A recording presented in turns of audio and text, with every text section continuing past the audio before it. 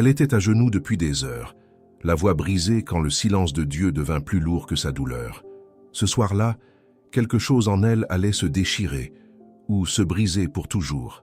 Il y a des nuits où le ciel paraît fermé comme une porte de fer, où les mots que l'on adresse à Dieu semblent retomber sur nos propres épaules sans jamais monter plus haut que le plafond de notre chambre. Vous avez peut-être connu cela. Cette sensation étrange que vos prières se cognent contre un mur invisible, que votre voix se perd dans un vide qui ne répond pas. Et pourtant, mes bien-aimés, c'est précisément dans ce silence que quelque chose de sacré commence à se produire, même si nos yeux ne le voient pas encore. Charles Spurgeon, ce prédicateur que l'on surnommait le prince des prédicateurs, disait que les plus grandes leçons de la foi ne s'apprennent jamais dans la lumière, mais dans l'obscurité, où l'âme apprend à marcher sans voir. Il connaissait lui-même ces heures de ténèbres, ces moments où son propre cœur criait vers le ciel sans recevoir de réponse immédiate. Et c'est justement cette expérience qui donnait à sa prédication une profondeur que peu d'hommes ont atteinte. Le silence de Dieu n'est pas l'absence de Dieu. Voilà ce que nous devons comprendre avant toute chose. Job, cet homme frappé par tant de pertes, criait vers le ciel sans obtenir de réponse immédiate, et pourtant, Dieu n'était jamais aussi proche de lui que dans ces jours de silence absolu. Il est écrit dans le livre de Job que même lorsque l'Éternel semblait se taire, il observait chaque larme, chaque soupir, chaque nuit d'insomnie. David lui-même, cet homme selon le cœur de Dieu, connaissait cette angoisse. Dans les psaumes, il crie littéralement « Mon Dieu, pourquoi m'as-tu abandonné? Pourquoi restes-tu loin sans me secourir ?» Ces mots ne sont pas ceux d'un homme sans foi. Ce sont les mots d'un homme qui connaît si intimement son Dieu qu'il ose lui exprimer sa douleur la plus brute, sans détour, sans filtre religieux. Et c'est là que se trouve la clé que beaucoup ignorent. La prière qui déchire le silence n'est pas celle qui récite des formules parfaites, ce n'est pas celle qui cherche à impressionner le ciel par de belles paroles, c'est celle qui vient d'un cœur brisé qui ose dire à Dieu « Je ne comprends pas, je ne sens rien, mais je reste devant toi ». Cette prière-là traverse les cieux comme aucune autre. Spurgeon enseignait que la foi véritable ne se mesure jamais à la présence du sentiment, mais à la persévérance de l'âme qui continue de chercher Dieu même quand tout semble vide. Il comparait cela à un homme qui marche dans un brouillard épais, incapable de voir plus loin que ses propres pas, mais qui continue d'avancer parce qu'il connaît la direction, même sans la voir. Peut-être traversez-vous en ce moment une saison semblable. Vous priez, mais rien ne semble bouger. Vous cherchez un signe, une parole, un sentiment de paix, et il n'arrive pas. Sachez que vous n'êtes pas seul dans cette expérience.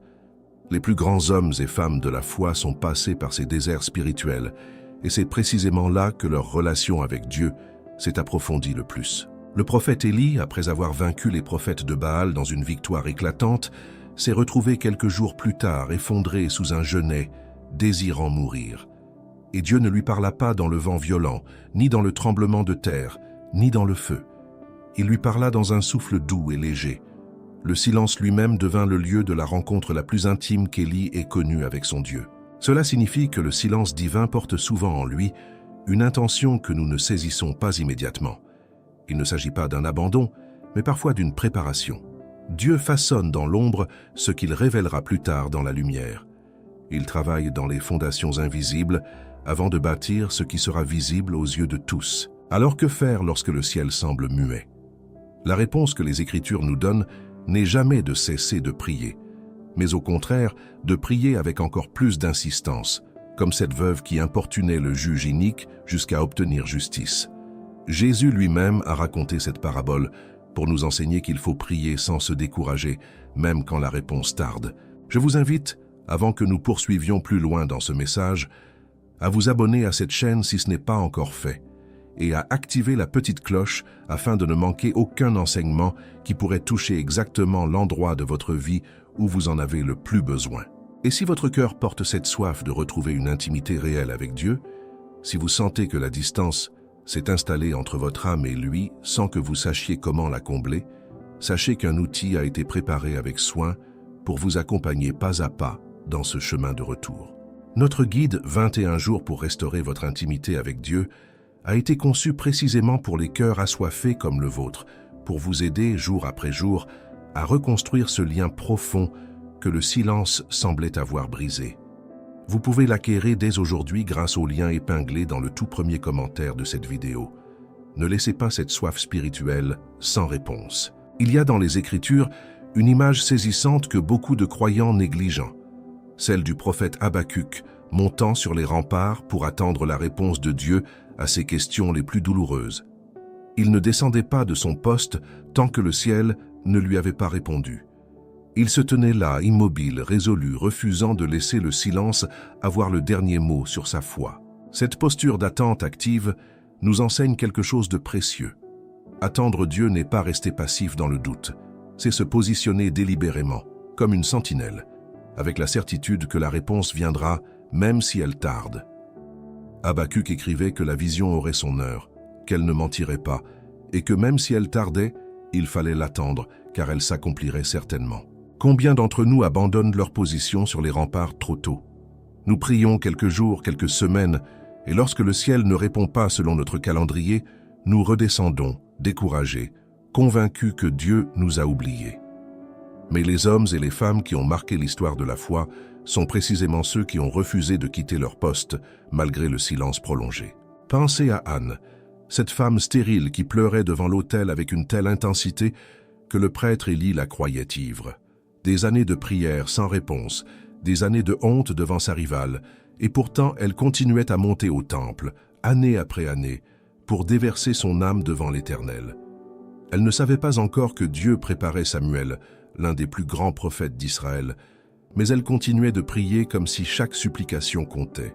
Cette persévérance n'est pas un signe de faiblesse spirituelle. Elle est au contraire la preuve d'une foi qui refuse de laisser les circonstances définir la vérité sur le caractère de Dieu. Anne savait, au fond de son cœur, que Dieu était bon même lorsque son ventre restait fermé, même lorsque les années s'accumulaient sans changement visible. Il en va de même pour nous aujourd'hui. Le silence que vous traversez peut-être en ce moment n'est pas une sentence définitive sur votre situation. C'est souvent l'espace dans lequel Dieu façonne quelque chose que la précipitation aurait empêché de mûrir correctement. Une graine plantée en terre reste invisible pendant des semaines avant que la moindre pousse ne perce la surface. Et pourtant, tout un travail invisible se déroule sous nos pieds. Les racines se forment dans l'obscurité. C'est une loi de la nature que Dieu lui-même a instaurée et elle s'applique aussi à notre vie spirituelle. Ce que vous vivez actuellement, cette impression que rien ne bouge, que le ciel reste fermé, pourrait bien être la saison où vos racines spirituelles s'enfoncent plus profondément que jamais, vous préparant à porter un fruit que la facilité n'aurait jamais pu produire. Il faut aussi comprendre que le silence de Dieu peut parfois avoir une autre fonction, celle de nous révéler ce qui occupe réellement notre cœur. Lorsque nos prières ne reçoivent pas de réponse immédiate, nous découvrons souvent la nature véritable de notre attachement à Dieu. Prions-nous uniquement pour recevoir, ou prions-nous parce que nous aimons celui à qui nous parlons, indépendamment de ce qu'il nous accorde ou non? Le livre des Lamentations, malgré son ton profondément sombre, contient cette déclaration remarquable au cœur même de la désolation. Les compassions de l'Éternel se renouvellent chaque matin et sa fidélité est grande. Ces mots ont été écrits au milieu des ruines, dans un contexte de destruction totale, et pourtant l'auteur choisit de proclamer la fidélité de Dieu précisément quand tout semblait démontrer le contraire. Cette tension entre ce que nous ressentons et ce que nous savons être vrai constitue le cœur même de la foi mature. Les émotions nous disent que Dieu est loin, que le silence signifie l'abandon, mais la vérité des Écritures nous rappelle que ses compassions ne cessent jamais, même lorsque nous ne les percevons pas avec nos sens naturels. Considérez aussi Joseph, vendu par ses propres frères, emprisonné injustement, oublié pendant des années dans une geôle égyptienne alors qu'il avait interprété fidèlement le rêve de l'échanson. 2 années entières se sont écoulées sans qu'aucune réponse ne vienne, sans qu'aucun signe visible ne confirme que Dieu se souvenait de lui. Et pourtant, c'est précisément dans cette attente silencieuse que Dieu orchestrait les circonstances qui allaient élever Joseph au sommet de l'Égypte. Ce que Joseph ne pouvait pas voir depuis sa prison, c'était le tableau complet que Dieu tissait patiemment. Nous sommes souvent comme Joseph, enfermés dans notre propre compréhension limitée, incapables de percevoir que le silence actuel fait partie d'un plan bien plus vaste que notre regard restreint ne peut embrasser. La question n'est donc pas de savoir pourquoi Dieu se tait, mais plutôt comment nous choisissons de nous tenir pendant qu'il se tait. Continuerons-nous à monter sur les remparts comme Habacuc? Continuerons-nous à revenir au temple comme Anne? Ou laisserons-nous l'absence de réponse immédiate éteindre le feu de notre confiance en celui qui reste fidèle même quand nous ne le voyons pas agir? Dans le désert, il existe un phénomène que les habitants des régions arides connaissent bien. Certaines plantes semblent complètement mortes en surface pendant les longues saisons sans pluie, leurs tiges desséchées, leurs feuilles absentes, tout indiquant la mort. Et pourtant, sous cette apparence désolée, un système racinaire complexe continue de puiser la moindre humidité disponible, préservant la vie en attendant la prochaine averse. Votre vie spirituelle traverse peut-être quelque chose de similaire en ce moment précis. Ce que vous percevez comme un silence de mort pourrait n'être qu'une apparence trompeuse, alors qu'en réalité, Dieu travaille dans les profondeurs invisibles de votre être, préparant une transformation qui éclatera au grand jour lorsque le moment sera venu. Le prophète Ésaïe transmettait une parole extraordinaire à ce sujet, affirmant que ceux qui espèrent en l'Éternel renouvellent leurs forces, qu'ils prennent leur envol comme les aigles, qu'ils courent sans s'épuiser et qu'ils marchent sans se fatiguer. Remarquez que ce texte ne promet pas l'absence d'attente. Il promet plutôt que l'attente elle-même devient le lieu du renouvellement, à condition que notre espérance reste ancrée en Dieu et non dans nos propres capacités. Marie, la mère de Jésus, nous offre un exemple saisissant de cette posture d'attente confiante. Lorsque l'ange Gabriel lui annonça une nouvelle bouleversant toute son existence, elle ne reçut aucune explication détaillée sur la manière dont tout allait se dérouler. Elle dut simplement dire « qu'il me soit fait selon ta parole » et porter ensuite un mystère qu'elle ne comprenait pas entièrement pendant 9 mois, dans un corps qui portait les conséquences visibles d'une promesse invisible aux yeux des autres. Combien de moments Marie a-t-elle dû traverser où elle se demandait probablement ce que Dieu faisait réellement, où les explications manquaient, où seule la confiance en la parole reçue la soutenait. Luc nous rapporte qu'elle gardait toutes ces choses et les méditait dans son cœur, signe d'une âme qui choisissait la contemplation silencieuse plutôt que l'angoisse stérile face à l'incompréhension. Cette capacité à méditer, à ruminer les paroles de Dieu même sans comprendre pleinement leur accomplissement, constitue une discipline spirituelle que notre génération pressée a largement perdue. Nous voulons des réponses immédiates, des explications rationnelles, des calendriers précis. Mais la foi biblique nous enseigne une posture différente, celle qui accepte de porter un mystère sans exiger que Dieu en dévoile immédiatement tous les mécanismes. Le roi David, dans le psaume 62, écrivait que son âme se reposait en silence sur Dieu seul, que de lui venait son salut. Ce verset mérite une attention particulière parce qu'il ne dit pas que Dieu se reposait en silence, mais que c'est l'âme du croyant qui trouve le repos dans le silence, un repos actif et volontaire plutôt qu'une résignation passive face à l'absence de réponse. Cette distinction change tout. Le silence de Dieu ne nous condamne pas nécessairement à l'angoisse. Il peut au contraire devenir le lieu où notre âme apprend enfin à se reposer, non pas parce que les circonstances se sont arrangées, mais parce que notre confiance repose sur le caractère immuable de celui à qui nous nous confions, indépendamment des apparences du moment présent. Considérons également l'expérience des disciples pendant la tempête, sur le lac de Galilée, alors que Jésus dormait paisiblement à l'arrière de la barque. Les vagues menaçaient de submerger l'embarcation, la peur envahissait ces hommes pourtant expérimentés en navigation, et pourtant leur maître demeurait silencieux, endormi, apparemment indifférents aux dangers immédiats qu'ils affrontaient. Ce n'est que lorsqu'ils le réveillèrent, criant presque avec désespoir, qu'il calma la tempête d'une simple parole. Mais remarquons que Jésus n'était jamais absent de cette barque, même durant son sommeil silencieux. Sa présence demeurait constante, même lorsque son intervention visible tardait à se manifester selon le calendrier anxieux de ses disciples. Combien de fois interprétons-nous le silence apparent de Dieu comme une absence réelle, alors qu'il demeure présent au cœur même de notre tempête, attendant simplement le moment approprié pour agir selon sa sagesse plutôt que selon notre urgence. Cette vérité devrait transformer notre manière d'aborder les saisons difficiles où le ciel semble muet face à nos cris. L'apôtre Paul lui-même, cet homme qui a écrit une grande partie du Nouveau Testament, a supplié le Seigneur à 3 reprises de retirer une épine de sa chair, sans jamais obtenir cette délivrance qu'il désirait ardemment. La réponse qu'il reçut ne fut pas celle qu'il espérait. mais une parole différente, affirmant que la grâce divine suffisait, que la puissance de Dieu s'accomplissait pleinement dans la faiblesse humaine. Cet exemple nous rappelle que le silence de Dieu, ou plutôt ce qui nous semble être un silence, cache parfois une réponse différente de celle que nous attendions, une réponse qui ne correspond pas toujours à notre demande initiale, mais qui révèle une sagesse plus profonde que notre compréhension limitée du moment présent. Peut-être devons-nous réviser notre définition même de ce que signifie une prière exaucée.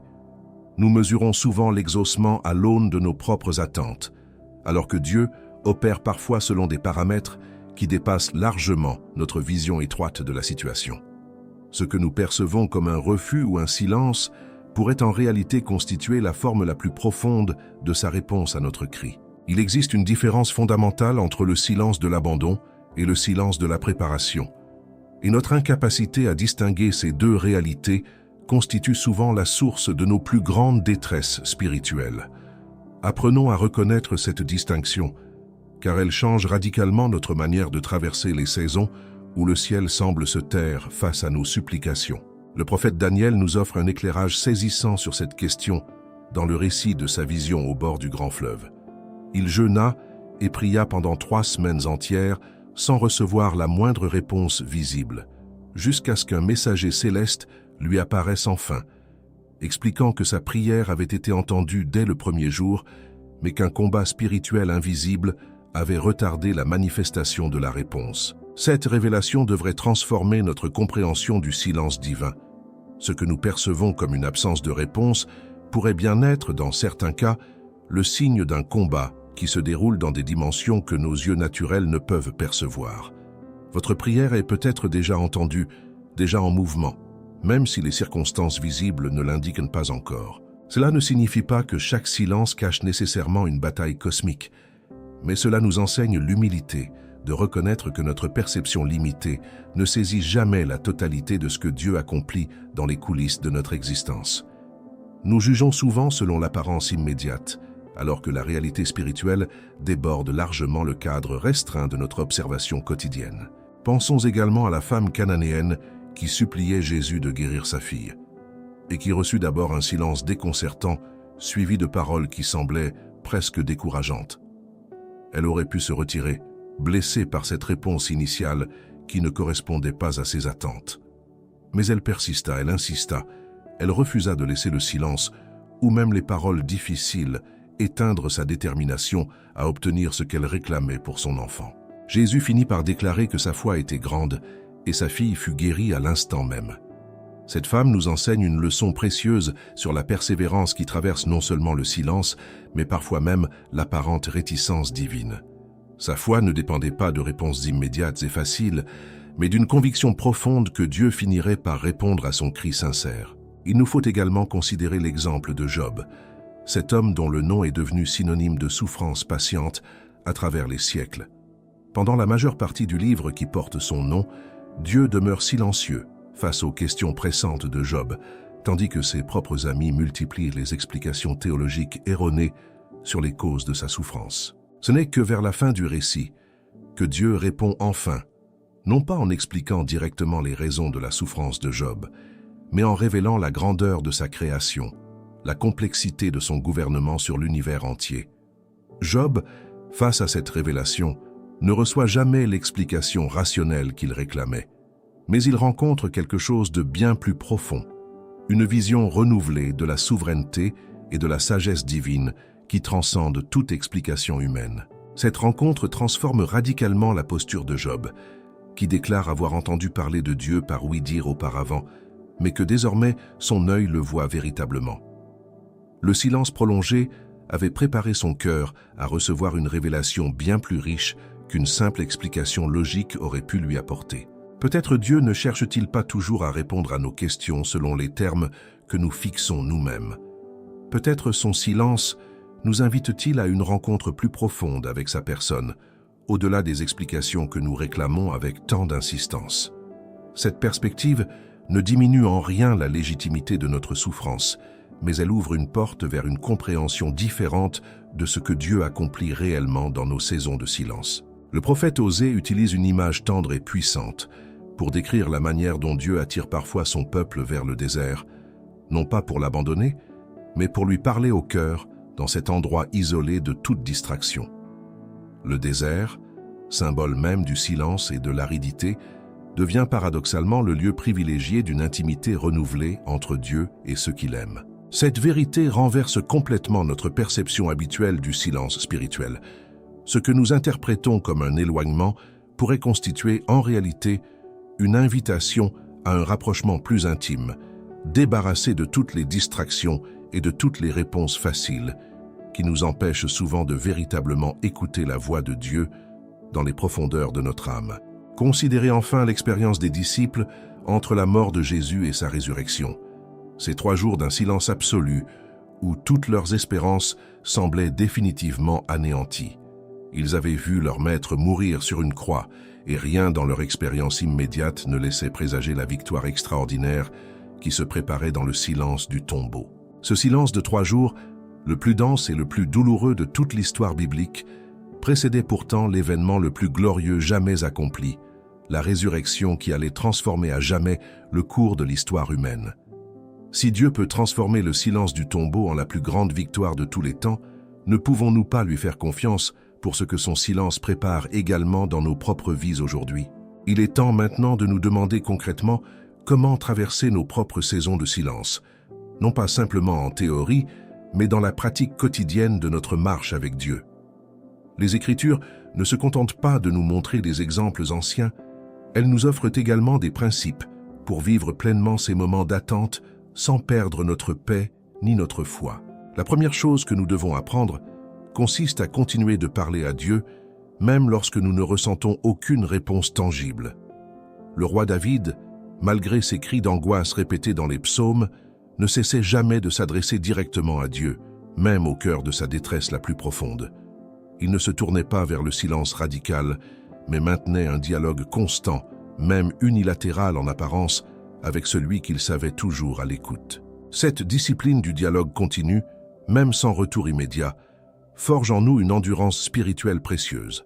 Elle nous empêche de sombrer dans l'isolement stérile où beaucoup de croyants tombent lorsque les réponses tardent trop longtemps. Continuez à parler, continuez à écrire vos prières, continuez à exprimer votre cœur devant Dieu, même quand vous avez l'impression de parler dans le vide.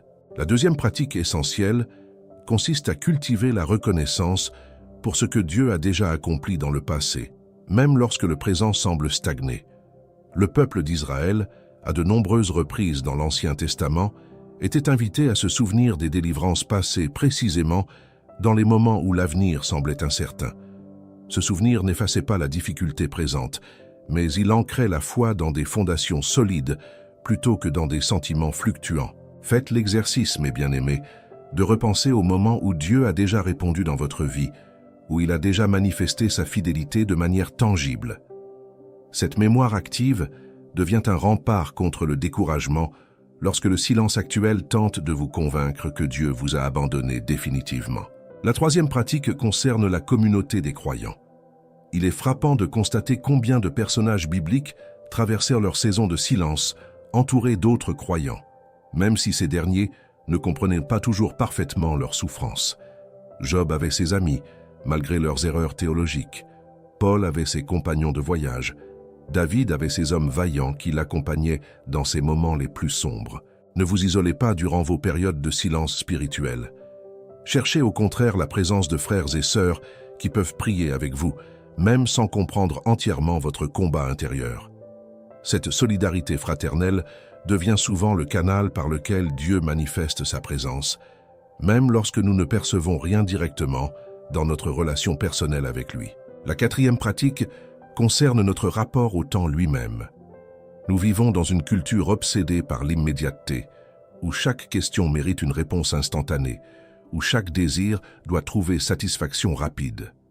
Cette mentalité s'infiltre malheureusement dans notre vie spirituelle, nous rendant impatients face aux délais que Dieu établit selon sa propre sagesse. L'apôtre Pierre nous rappelle qu'un jour est comme 1000 ans devant Dieu, et 1000 ans comme un jour. Cette perspective devrait recalibrer notre compréhension du temps dans nos relations avec lui. Ce qui nous paraît être un délai insupportable pourrait n'être dans l'économie divine qu'un instant nécessaire à l'accomplissement parfait de ses desseins pour notre existence. La cinquième pratique consiste à examiner honnêtement notre propre cœur pendant ces saisons de silence, non pas pour nous accuser injustement, mais pour discerner si des obstacles particuliers entravent notre communion avec Dieu.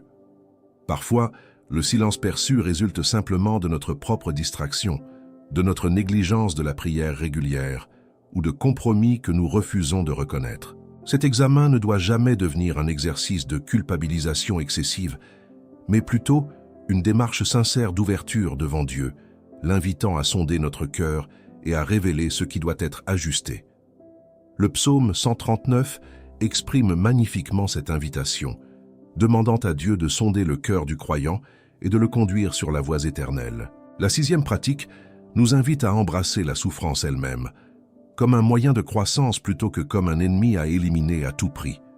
Jacques nous enseigne que les épreuves, lorsqu'elles sont traversées avec patience, produisent une maturité et une perfection qui ne manquent de rien.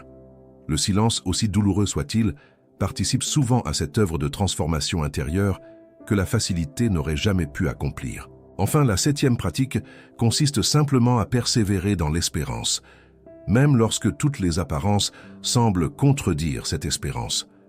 Abraham, contre toute espérance humaine, a cru avec espérance, selon les mots de Paul dans l'Épître aux Romains.